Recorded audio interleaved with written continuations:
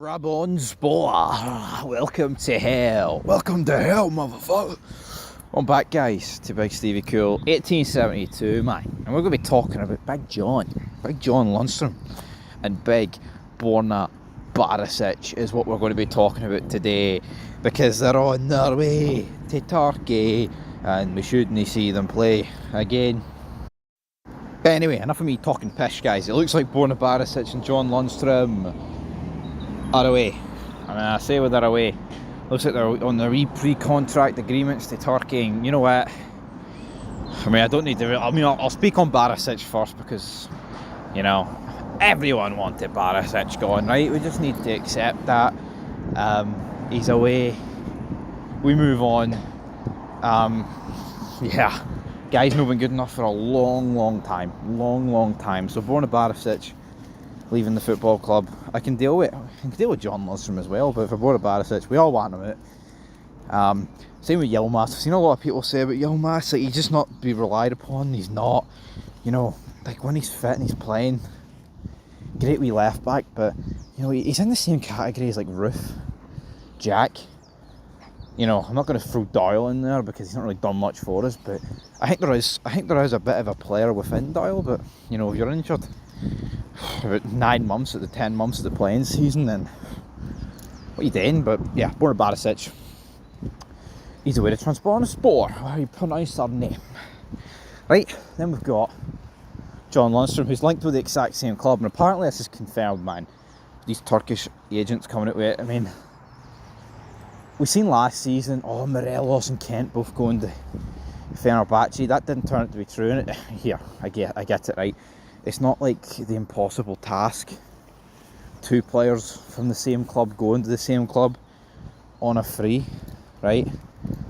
But I think seeing last season how like Morelos' Fenerbahce deal kind of just like fell through means I wouldn't hold too much faith about this. I mean, whose deal would I rather be confirmed? I would rather Lundstram, because that would confirm he's going. I think Barisic is going no matter what.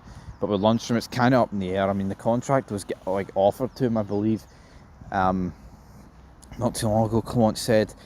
And, I mean, John Lundstram, it's a shame because he gave us some great moments. He did. You know, he is one of those players that did give us, you know, scoring against Dortmund, scoring against Leipzig in the Europa League. I mean, that's memories that you'll cherish for the rest of your life as a Rangers supporter. Because especially the Leipzig one, Dortmund one was great, like in itself, but that Leipzig one, that's an iconic goal. You can't spin that. Oh, that was something orgasmic when that ball. I just remember that ball getting locked in, and the clearance off the line, and then it fell to Lundstram, and like the like 10th of a second between the ball going across the line and going in and going mental. Oh, epic stuff, man. Honestly, it's like you can't write stuff like that. It was insane. And here, like with Lundstram, I don't know what it is. It's like with Barisic, he's a shite bag, but with Lundstram, like one game, right, I don't want to use the term unplayable, but he'll be really good. And then the next game, it's like he's lost like 5 yards of pace, and it's like, what are you doing? Because I remember in that season, I think it was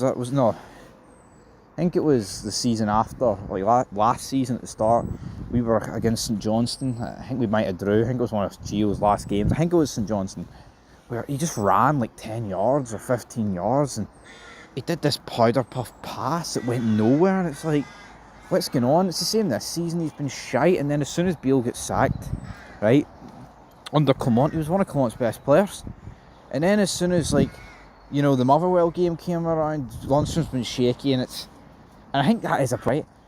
It's like, if you've got a team full of players that just can't bounce back for a bad result, it's bad. It's not just like one player, it's a whole host of players. And again, there'll be players in that team, right, that are winners, but when you're a winner, when you've only got 2 winners out of 11 on the pitch, the other 9 are going to drag the other 2 down.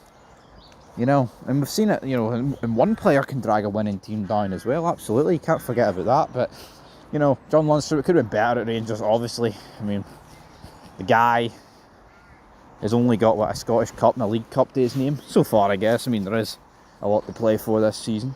He could have easily had a Europa League, though, and it's a shame because, you know, a lot of these players that were at Rangers, like Barisic, Lundstram, I mean, not that, you know, there's not been a massive tenure of years, but it's like the difference in that penalty shoot against Frankfurt, you're going for being forgotten about. Like, see Lundstram and all, they'll be forgotten about in a couple of years. Like, even though I talked about how good the goal was, I think like Barisic and Aribo, they went for a bit of money, but there's going to be players that were part of those squads, and they'll just be forgotten about in like 10, 20 years time. It'll be, oh, remember him, you know. So it's a shame they don't have more trophies to their name, but here, that's not on us, that's more to do with them. So aye guys, Lundstram and Barisic out the door.